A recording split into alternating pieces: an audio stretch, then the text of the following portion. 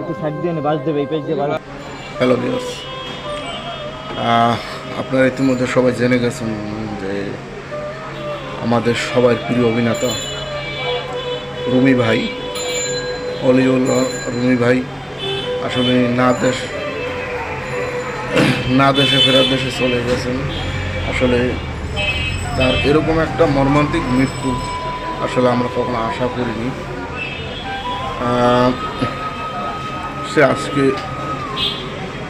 যখন আমি দুপুর নাগাদ খবরটা পাই তো আসলে কষ্ট আমার মনটা ভেঙে পড়ে, কারণ তার মতো এরকম অভিনয় আসলে আর কখনো ফিরে আসবে না। এরকম একজন অভিনয় নেতা কখনো ফিরে আসবে না। সবার প্রিয় একজন মুখ, সবার ভালোবাসার একজন মানুষ।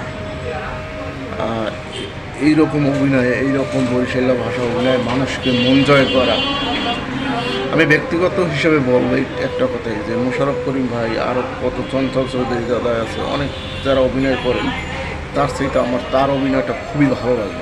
তাতে আমি কাউকে কোনো কটক্ষ করে কথা বলতেছি না। তো আপনারা সবাই দেখতে পাচ্ছেন যে আজকে তার লাশটা আসলে তার বাড়িতেই দাফন দেওয়া হইতেছে। সবাই দোয়া করবেন যেন সে ব্যস্ত নাফিস করুক। সবাই চেনা প্রিয় মুখ আমাদের রুমি ভাই, তাকে সবাই দাদু বলে ডাকে, সবাই ভাইজান বলে ডাকেন। তার ভিতর কোনো অহংকার দেমাক নেই। তার মেসেজ আমার কোনো সাধারণ মানুষও যখন তার কোনো ছবিতে হোক নাটকে কমেন্ট করি তার পেজে, তখন সাথে সাথে সে রিপ্লাই দেয়, অন্তপক্ষে না হলে তার লাভ রিয়েক্ট দেয়। তার মতো এরকম অভিনয়, গুণী অভিনেতা আসলে এটা হারাইলাম আমরা। এটা কতটা কষ্টের বিষয় যে সে এত তাড়াতাড়ি।